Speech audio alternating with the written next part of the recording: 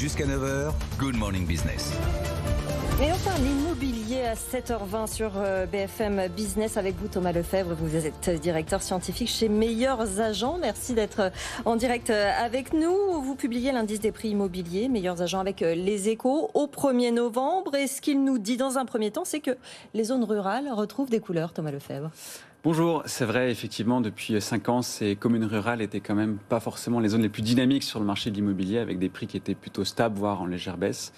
Et là, depuis cette crise sanitaire, les conséquences sur le comportement des Français... Le télétravail, par exemple. Le télétravail, le besoin de verdure, le besoin d'espace. Tout ça a poussé les Français, effectivement, à aller un peu plus loin que ces grandes villes. Et on voit ces zones rurales qui retrouvent enfin leur niveau de 2008. Oui, c'est ça. C'est-à-dire qu'en fait, on avait, depuis 2008, on stagnait, on baissait. Et en fait, il a fallu attendre 13 ans pour retrouver le niveau de 2008 dans les zones rurales. L'autre phénomène, mais il est sans doute lié, donc c'est x2, ça va 2 fois plus vite pour les prix depuis le début de l'année, 7,4% contre 3,2% pour les grandes villes. L'autre phénomène, c'est les maisons. Elles aussi, leur prix augmente 2 fois plus vite que celui des appartements. On a un marché français globalement qui est quand même dynamique. On est sur des volumes en termes de records de volume de transactions. 1,2 million. 1,2 million, c'est des records énorme dans l'ancien. Ouais. C'est évidemment très marqué pour une année comme ce qu'on a vécu. Bien sûr. Et des prix qui sont en forte hausse sur l'ensemble du territoire. On est entre 4 et 5% d'évolution de prix sur l'ensemble du territoire français.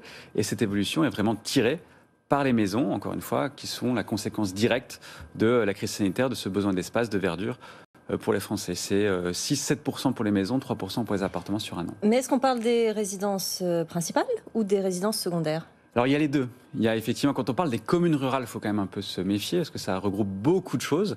C'est surtout des chiffres qui sont portés par les territoires périurbains. Donc ça veut dire ces communes qui sont sous influence des grandes métropoles françaises.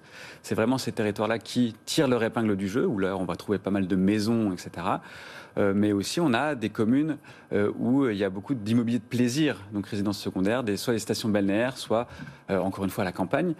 Mais ça va représenter vraiment une toute petite partie du marché, c'est 10-15% des transactions, pas plus. Ce qui serait intéressant, c'est de voir ensuite si cette redynamisation des zones rurales s'accompagne d'une redynamisation du prix des baux commerciaux aussi. Est-ce que les commerces rouvrent ? Est-ce que ça commence à se tendre ? Je ne sais pas si vous avez ces chiffres-là pour le moment. Malheureusement non, mais évidemment c'est un ensemble parce qu'on le sait. Qu'est-ce qui va rentrer en compte ? Bien sûr. On va chercher un territoire en fait pour se loger, pour loger sa famille. C'est aussi l'ensemble des services qu'on va trouver à proximité.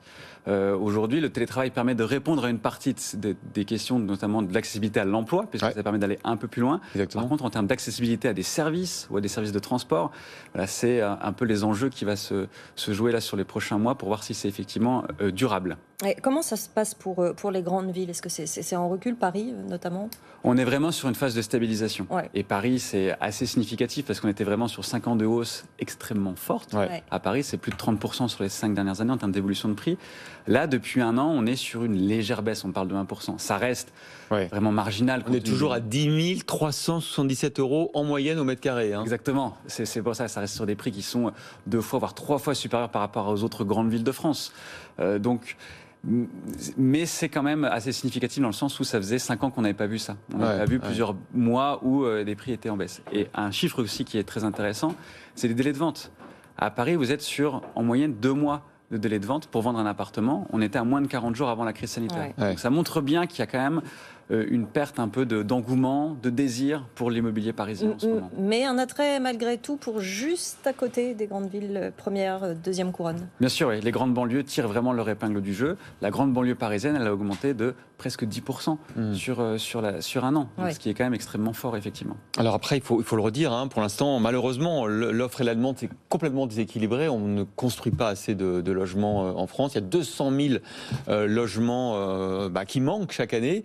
Et donc, on peut imaginer que cette tension sur les prix, avec ces petites nuances que vous avez données, elle va se poursuivre.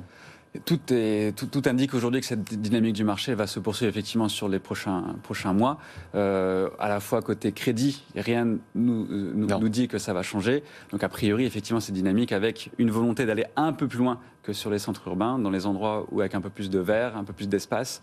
Ça semble être cette nouvelle dynamique, effectivement. Et sur les surfaces, par exemple, dans les grandes villes, on voit la volonté d'avoir des surfaces plus grandes ou au contraire, quand on veut plus grand, on va acheter une maison ? Quand on veut plus grand, on va acheter une maison, très clairement. Et c'est ça qui explique ces chiffres.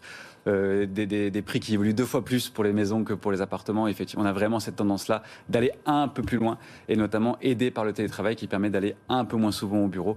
C'est vraiment ça qu'on voit, en tout cas pour les urbains.